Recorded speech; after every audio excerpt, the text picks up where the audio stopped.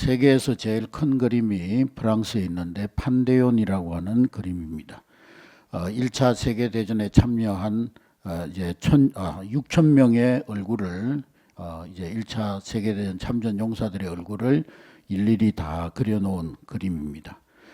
그리고 그 전쟁에 참전한 나라의 대통령들의 얼굴도 16명의 얼굴도 그려놓은 아주 대작입니다. 천장과 벽을 꽉 채운 그런 가득 메운 얼굴과 얼굴들, 얼마나 큰 그림이겠습니까? 그런데 이 거대한 그림을 혼자서 그렸겠습니까? 많은 사람들이 함께 그렸겠습니까? 그 거대한 그림은 혼자 그린 그림이 아닙니다. 103명의 화가들이 동원되었고 4년이라는 긴 세월에 걸쳐서 릴레이로 그 화가들이 이제 릴레이로 그 그림을 완성했습니다. 정말 대단한 글작품입니다. 그래서 결론이 뭐냐? 글작품은 함께 만든다는 것입니다. 한번 따라하겠습니다. 글작품은 같이 만드는 것이다. 하나님의 일도 마찬가지입니다. 하나님의 일도 혼자 만들어가는 것이 아니라 하나님의 위대한 일도 우리 모든 성도들이 함께 동력하여서 만들어가고 세워가는 것입니다. 베드로는 요한과 함께 동력해서 만든 인생 글작품입니다. 또 바울은 바나바와 함께 만든 인생 글작품, 하나님의 위인입니다. 또 요한 웨슬레에게는 동생 찰스 웨슬레가 있었습니다. 그래서 요한 웨슬레와 찰스 웨슬레가 함께 동력해서 이제 감리교의 교단을 만드는 것입니다. 루트는 멜랑히톤과 함께 종교개혁을 했고 또 많은 종교개혁의 협력자들과 함께 종교개혁이라는 위대한 위협을 이루어냈습니다. 다시 한번 강조하지만은 글작품은 혼자 이루는 것이 아니다 하는 것입니다. 바울은 기독교 역사에 있어서 최고의 인생 글작품입니다. 그런데 이 바울도 역시 혼자 만들어진 사람이 아니라는 것이죠. 오늘 본문 말씀 로마서 16장에 보면은 바울이 로마에서 순교당하기 전에 마지막 시기에 기록한 말씀입니다. 그래서 이 로마서의 마지막 장에서 바울은 평생에 자기 복음에 함께 협력하고 함께 힘이 되어주고 함께 동력자가 되어줬던 이름들을 일일이 다 열거하고 있습니다. 무려 이 로마서 16장에 34명의 이름이 거론되고 있습니다. 그리고 그들의 이름을 하나하나 불러가면서 그에게 문안하라는 그런 말이 21번이나 반복되고 있습니다. 그래서 바울이라는 기독교 위인의 글작품 인생은 이들 34명이 같이 함께 동력하여서 완성한 작품이었다는 것입니다. 그들은 바울의 동력자들이었다는 것입니다. 그래서 오늘 우리 칠려전도회가 하나님 앞에 헌신을 다짐하는데 서로가 서로에게 함께 하나님 나라를 세워가는 동력자들이 될 수 있기를 주의 이름으로 축복합니다. 자, 바울에게는 세 가지 종류의 동력자가 있었습니다. 먼저 기도의 동력자가 있었습니다. 한번 따라하겠습니다. 기도의 동력자가 있었다. 우리 칠려전도의 모든 회원들은 서로가 서로에게 기도의 동력자가 될 수 있기를 주의 이름으로 축복합니다. 바울 곁에도 이 기도의 동력자들이 있었는데 그들은 바울과 같이 선교를 위해서 일했던 평생 기도 동지들이었습니다. 한 목적을 놓고 여러 동력자가 같이 기도한다는 것 대단히 중요한 일입니다. 베드로는 늘 요한과 함께 기도했습니다. 그래서 베드로와 요한이 매일 성전에 기도하기 위해서 올라가다가 성전 미문에 앉은 안전뱅이를 보고 나사렛 예수 이름으로 일어나 걸으라고 말씀하니까 안전뱅이가 일어나는 역사가 일어났습니다. 할렐루야. 기도의 동력자들이 한마음 한뜻이 되면 하나님의 기적의 역사가 일어나게 되는 것입니다. 바울 시대의 기독교는 겨우 이스라엘이라는 그 예루살렘을 벗어나지 못하고 있었어요. 그런데 이 바울의 손에 의해서 복음이 온 유럽 지역으로 번져나가게 됩니다. 그래서 역사가 토인비는 말하기를 바울을 실은 배는 유럽을 실은 배다 그렇게 말씀했습니다. 바울 한 사람 때문에 유럽이 완전히 복음화되는 그런 놀라운 기적의 역사가 일어났다는 것입니다. 왜 이런 일이 가능했느냐? 바로 이 바울에게는 기도의 동력자들이 있었기 때문인 것입니다. 이 기도의 동력자들에 의해서 바울은 온 세계로 주의 복음을 힘있게 전가할 수가 있었던 것입니다. 오늘 우리 진료전도 회원들은 서로가 서로에게 이러한 기도의 동력자들이 될 수 있기를 주님의 이름으로 축복합니다. 두 번째로는 바울에게는 헌금의 물질의 동력자들이 있었습니다. 이 바울이라는 역사적 글작품 위원이 탄생되기까지는 뒤에서 물질로 후원하는 그런 사람들이 많이 있었습니다. 바울이 열거한 오늘 이 이름들은 기도로 물질로 헌신했던 이름입니다. 바울은 우리가 잘 아는 것 같이 스스로 텐트를 만들어 가지고 선교하는 그런 자비랑 선교사였습니다. 텐트를 수선해 가지고 그때 선교비를 마련해서 각 지역에 다니면서 복음을 전했습니다. 그러나 선교 사역을 하다가 어떤 지역에 가서 복음을 전해서 그곳에 교회가 세워지면은 교회를 건축하게 되는데, 교회를 건축한다든지 또 흉년을 만난 곳에 선교비를 보내는 그런 물질은 뒤에서 후원하는 그런 동력자들이 보내는 헌금을 통해서 사역했습니다. 이러한 물질의 동력자들 덕분에 이 바울의 글작품 인생이 이루어졌던 것입니다. 할렐루야. 모세가 성막을 만들 때 성막 중에 널판이 있는데, 이 널판은 48개로 구성되어 있는데 성소와 지성소를 둘러싸고 울타리 같은 그런 널판들입니다. 그런데 이 널판 밑에는 2개씩 받침대가 있는데, 이 은으로 만들어졌는데 이 은받침대는 96개의 은받침대가 있었습니다. 그런데 이 은받침을 어떻게 만들었느냐? 20세 이상 된 남자들이 한 사람당 2분의 1 세겔을 은을 바쳐서 만들라고 하나님이 명령하셨습니다. 그래서 모세는 하나님의 명령을 받고 그 하나님의 명령 그대로 20세 된 이상 남자들은 반드시 2분의 1 세겔을 은을 바쳐서 그 성막을 짓는 일에 헌신하라고 했습니다. 뭐 부자라고 해서 더 내도 안 되고 가난하다고 해서 안 낼 수도 없습니다. 이스라엘의 20대 이상 남자는 무조건 그 은 2분의 1 세겔을 내어야 됐습니다. 출애굽기 26장 18절 19절에 보면은 출애굽기 26장 18절 19절 우리 다 같이 봉독합니다. 시작. 너는 성막을 위하여 서무 널판 아래 은받침 40을 만들지니 이 널판 아래에도 2촉을 위하여 그 2받침을 만들고 저 널판 아래에도 그 2촉을 위하여 2받침을 만들지며, 물질의 동력자 60만 명이 하나가 되어서 이 성막의 널판과 그리고 은 받침대를 완성했습니다. 이때 사용된 은이 약 6,000톤이라고 합니다. 6,000톤. 이 6,000톤이라는 이 은을 20세 이상 남자들이 다 물질적으로 헌신해서 글작품을 만들어냈던 것입니다. 성막이라는 그런 놀라운 글작품이 60만 명이 함께 동력하고 20세 이상 남자들이 헌신해서 이 성막을 만들었던 것입니다.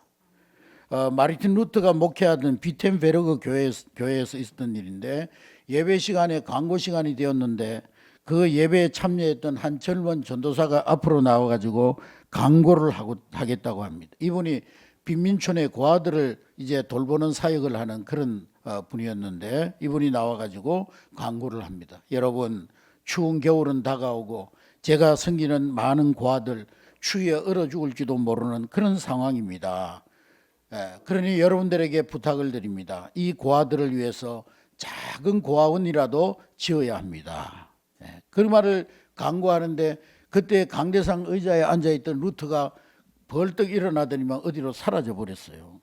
아직 예배도 끝나지도 않고 축도도 끝나지 않았는데 루터가 그 광고를 듣는 순간에 자리에서 벌떡 일어나가지고 나가버렸어요.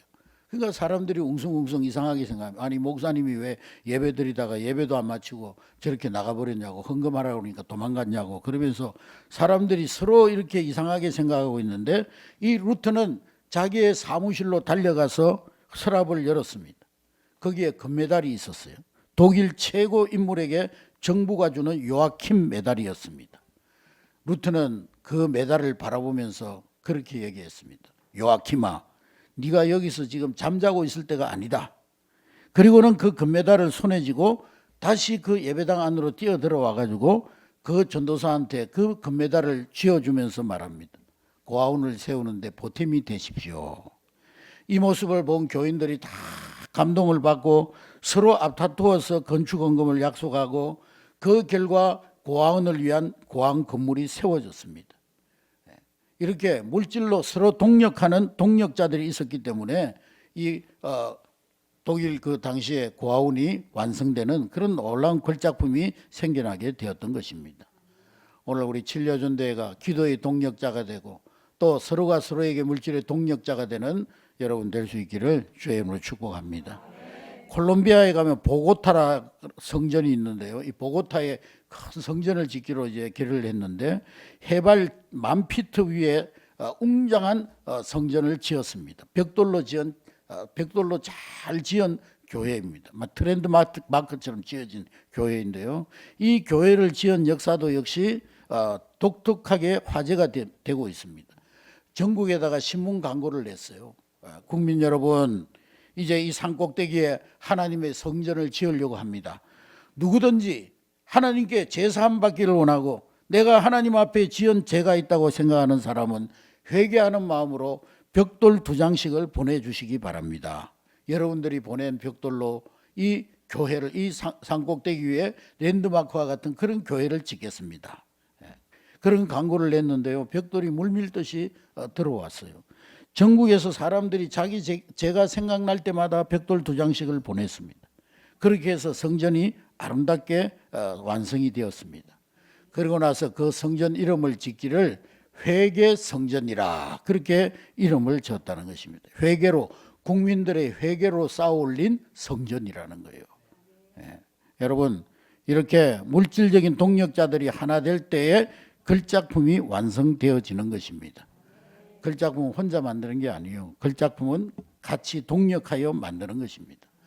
바울에게도 이런 물질의 동력자들이 있었기 때문에 걸작품 인생이 되었던 것입니다. 마지막으로 이 바울에게는 평생의 그 인생이 걸작품 거성이 된 그 뒤에는 항상 함께 수고하는 동력자들이 있었어요. 따라하겠습니다. 함께 수고하는 동력자들이 있었다. 제가 항상 말씀드리지만 교회는 독창이 아니라 뭐예요? 합창입니다. 합창. 교회는 독주가 아니라 합주입니다. 바울은 평생 혼자 다니면서 독불장구처럼 일한 적이 없습니다. 어떤 데는 바나바가 동행했고 어떤 데는 실라가 동행했고 어떤 데는 누가가 동행하고 마가가 동행한 적도 있었습니다. 오늘 본문에 기록되어져 있는 문안하라, 이 34명의 사람들에게 문안하라. 바울이 지금 이제 순교를 앞두고 얼마 있지 않으면 이제 단두대에서 목이 잘려 순교할 것인데 순교를 앞두고 자기 평생의 사역을 돌아보면서 로마 교회에다가 이 34명의 4명의 자기 평생의 동력자들, 기도로, 물질로, 그리고 함께 수고했던 이 동력자들에게 문안하라 그렇게 말씀하고 있는데 3절부터 4절 말씀해 보니까 3절부터 4절 우리 다 같이 읽습니다. 시작.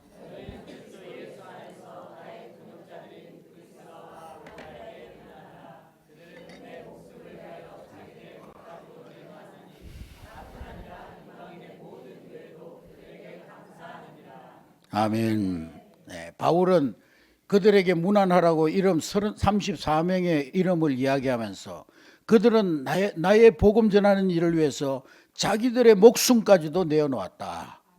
그러니 그러한 자들에게 문안하라고 말씀하고 있는 것입니다. 여러분, 목숨을 걸고 바울과 함께 동력했던 그 동력자들이 바울 뒤에 있었기 때문에 이 바울과 같은 세계적인 선교사, 우리 기독교 역사에 예수님 다음으로 위대한 그런 인물이 만들어질 수가 있었던 것입니다. 할렐루야.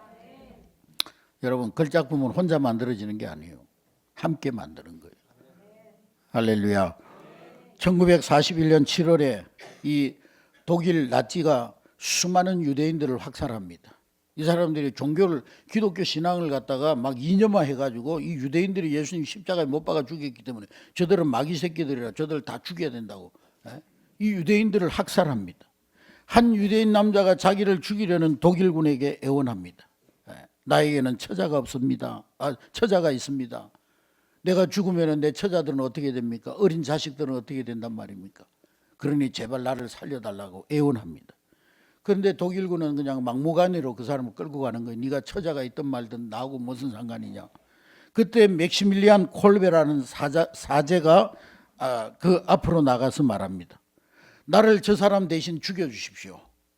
나에게는 처자가 없습니다. 나는 사제이기 때문에 처자가 없습니다. 그러니 저 사람은 가족을 부양해야 되니까 내가 대신해서 죽겠습니다. 그래서 이 사제가 대신 죽겠다고 하니까 그 유대인이 살아났어요. 그래서 이 유대인은 연합군이 독일을 점령할 때까지 수용소에서 살아남아 있다가 드디어 해방을 1차 대전이 끝나고 2차 대전이 끝나고 해방을 맞이하게 됩니다. 1972년 이 콜베는 성자로 추대가 되었습니다. 유대인 한 사람의 목숨을 위해서 자기의 목숨을 희생했던 이 사제 콜베를 이제 성자로 추대를 한 거예요. 그런데 그 추대식을 하는데 그때 그 콜베 대신 살아난 유대인이 그 자리에 참석을 했습니다. 기자들이 물었어요. 그 콜베가 사형장으로 끌려가면서 무슨 말을 남겼습니까? 그렇게 물어봤더니 유대인이 대답하기를 그때 그 콜베가 사형장으로 끌려가면서 남긴 말은 단 한마디밖에 없습니다. 그 한마디 말은 예수님은 나와 당신을 위하여 죽으셨습니다. 예수님이 나와 당신을 위하여 죽으셨습니다. 이 말을 남기고 가스실로 끌려가서 그날 죽었습니다. 여러분, 이런 생명을 건 동력자가 나올 수 있는 힘은 바로 예수 그리스도의 십자가의 능력에서 나오는 줄로 믿습니다. 예수 그리스도의 십자가의 능력을 아는 자만이 이런 동력자가 될 수가 있는 것입니다. 미국의 신문기자였던 신문기자로 40년간 봉사했던 필립 안시라고 하는 사람이 있는데요. 이분이 40년 동안 기자 생활을 하면서 한 8,000명 가량을 인터뷰를 해봤다는 거예요. 8,000명을 만나가지고 그 사람을 인터뷰를 해봤는데 세상에는 두 종류의 사람이 있더라는 거예요. 첫 번째 종류는 스타형이 있고요. 두 번째로는 종형이 있더라는 거예요. 스타형이 있는가 하면 종형이 있다는 거예요. 스타형은 뭐냐? 매사에 자기를 내세우는 사람. 자기 이름을 내세우고요. 자기 자랑을 내세우고 자기 이름 내려고 하고 과시하고 자기 드러내기 좋아하는 사람. 그런데 이런 사람들의 삶의 내용을 보면 겉은 화려한데 속은 텅텅 비어 있더라는 거예요. 빈 깡통 같더라는 거예요. 소리는 요란한데 속을 인생의 내용을 들여다보면은 빈 깡통 같이 비어 있더라는 겁니다. 그런가 하면 종형의 인간이 있습니다. 자기를 광고하지 않고 자기를 과시하지 않고 뒤에 숨어서 묵묵히 일하는 사람. 다른 사람들이 지도자의 동력자가 돼서 뒤에서 묵묵히 일하는 사람. 또 소외된 사회 구석구석에서 남을 위해 봉사하고 병원, 난민 구호 현장, 홍수가 나면은 묵묵히 모래 주머니를 들고 나르면서 뚝을 샀고 또 조용히 책을 번역하고 그리고 오른손이 하는 일을 왼손이 모르게 하면서 심지어 손바닥이 하는 일을 손가락이 모를 정도로 은밀하게 자기가 해놓고도 다 뒤에 숨어버리는 그런 종형이 있더라는 거예요. 그런데 그 8,000명을 인터뷰한 결과 역사를 움직이는 사람은 누구냐? 하나님의 일을 이루는 사람은 누구냐? 스타형이 아니라 종형이라는 거예요. 종형. 종형의 사람들은요. 일하는 사회계 현장에서도 수입은 적어도 힘껏 들이고 땀은 많이 흘리면서도 박수는 스타형이 다 받고 고생은 이들이 하는데 이름은 뒤에 숨어 있습니다. 그래서 필립 안시가 그런 책을 썼어요. 8,000명을 인터뷰하고 나서 책 제목이 뭐냐면 낮은 보수, 긴 작업, 그러나 칭찬 없이 그런 책을 썼어요. 여러분 이와 같이 묵묵히 수고하는 동력자들 때문에 교회도 걸작품이 만들어지고 사회에도 걸작품이 만들어지고 역사에도 걸작품이 만들어지는 줄로 믿습니다. 사랑하는 성도 여러분, 걸작품은 함께 만들어가는 것입니다. 기독교 역사상 예수님 다음으로 위대했던 바울, 같이 함께 이루어낸 걸작품 사도였어요. 기도의 동력자들이 있었고 물질의 동력자들이 있었고 그리고 사역의 수고의 동력자들이 있었기 때문에 바울과 같은 글작품 인생이 나타날 수가 있었던 것입니다. 여러분과 저는 지금 이 시대에 같이 글작품을 이루어 나가는 동력자들인 줄로 믿습니다. 목회자는 성도들에게 동력자가 되고 또 성도들은 목회자에게 기도의 동력자가 되고 물질의 동력자가 되고 헌신의 동력자가 되어져야 하는 것입니다. 또 우리 7년대 회원들 서로가 서로에게 기도의 동력자가 되고 물질의 동력자가 되고 헌신의 동력자가 되어져야 될 줄로 믿습니다. 두 눈을 실명해가지고 앞을 못 보는 그런 지각장애인이 있었어요. 이 사람의 평생 소원이 뭐냐? 내가 밝은 세상 한 번이라도 좀 보고 죽었으면 좋겠다. 이 안타까운 소식을 들은 착한 부흥이가 이 시각장애인을 찾아와가지고 그런 거예요. 아저씨, 저는 낮에는 눈이 필요 없고 밤에만 눈이 필요하니까 내 눈을 빌려주겠다고, 내 눈 하나를 빌려주겠다고. 그러니까 낮에는 제 눈 하나를 가지고 생활하시고 밤이 되면 나한테 돌려달라고. 그랬더니만 이 시각장애인이 야, 정말 고맙구나. 그래, 내가 낮에는 사용하고 밤에는 꼭 돌려줄게. 그러고 나서는 이제 약속을 했는데요. 다음날 아침에 부흥이 눈을 빌린 이 시각장애인이 눈을 떠보니까 막 너무 밝고 좋은 거예요. 그래가지고 며칠 동안 그렇게 사용하다 보니까 이제는 갖다 주기가 싫은 거예요. 밤이 되니까. 아이씨, 그냥 내가 해버려야 되겠다. 그런 욕심이 생겼어요. 뭐 교대로 사용할 필요가 뭐 있냐. 밤이 돼도 이제 눈을 안 돌려주려고요. 멀리 도망을 가버렸어요. 그래서 이 부흥이의 눈을 가지고 멀리 도망을 갔는데 밤에도 별을 보고 막 낮에도 또 밝은 세상을 보고 얼마나 세상이 좋은지 막. 그런데 시간이 점점 지나가니까요. 이 시력이 점점 약해지는 거예요. 그래가지고 결국에는 또 모든 시력을 다 잃어버리고 말았어요. 또 시각장애인이 되고 말았어요. 그래서 결국에는 이 사람이 자기에게 눈을 빌려준 부흥이를 또 찾아가는 거예요. 그런데 찾아가 보니까 부흥이는요 이미 기운이 다 빠져 있어요. 부흥이가 그러는 거예요. 아저씨, 왜 저하고 약속 깨고 도망가셨어요? 나는 밤에 눈이 없어가지고 먹을 것도 찾지 못하고 활동도 하지 못하고 점점 굶고 또 굶어가지고 내 한쪽 눈마저도 힘을 잃어버렸다고. 그래서 이제는 아저씨에게 눈을 빌려줄 수도 없다고. 그 말을 남기고는 그만 죽어버렸답니다. 그래서 소경은요 땅을 치고 회개했다는 거예요. 그래봐야 아무 소용이 없지. 뭐 부흥이는 이미 죽었고 또 그 장애인에 대한 소문이 나가지고 남의 거 빌려가지고 돌려주지도 않고 전설 따라 삼천리 같은 얘기지만 그렇습니다, 여러분. 글작품은 함께 이루어 나가는 것입니다. 혼자 독불장군이 교회에서는 독불장군이 되어서는 안 되는, 서로 협력자가 되고 서로 동력자가 되어야 하는 것입니다. 이 바울의 동력자 34명 스타형이 아니라 무슨 형이었다고요? 종형이었다는 거예요. 그들이 모두가 다 기독교 역사를 바꾸었던 것입니다. 초대교회사를 함께 썼던 이름들입니다. 이 34명의 동력자들 때문에 유럽이 복음화되고 더 나아가서 세계 열방이 복음화되는 놀라운 역사를 일으켰던 것입니다. 할렐루야. 여러분, 사랑하는 성도 여러분, 우리 7여전대 회원 한 사람 한 사람이 나 혼자가 아니라 함께 글작품을 세워가는 동력자들이 될 수 있기를 주님의 이름으로 축복합니다. 글작품은 혼자 만드는 게 아니라 어떻게 만드는 거라고요? 함께 같이 만드는 것이라는 거예요. 이 믿음을 붙들고 오늘도 앞으로도 동력자로 또 기도의 친구로 헌신의 친구로 함께 서는 우리 7여전대와 우리 모든 성도들이 될 수 있기를 주님의 이름으로 축복합니다.